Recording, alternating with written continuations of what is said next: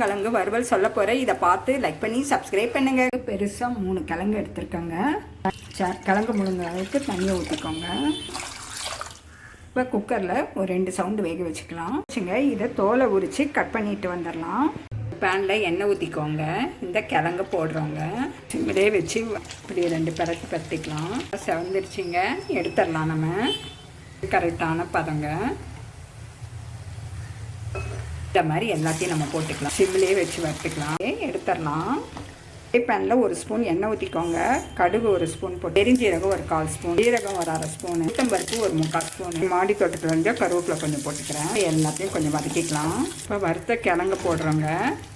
வெறும் மிளகாத்தூள் 1/4 ஸ்பூன் போட்டுக்கிறோம். மஞ்சத்தூள் 1/4 ஸ்பூன், உப்பு தேவைக்கேற்ப உப்புங்க. எல்லாத்தையும் பரட்டிக்கலாம். ஒரு 5 நிமிஷம் இருக்கட்டும். சூப்பர் சூட்டபிளா எங்கள் மாடி தோட்டத்தில் விளைஞ்ச தூதுவளை ரசம் வச்சுருக்கேங்க. கப்பங்கிழங்கு வறுவல் ரெடிங்க.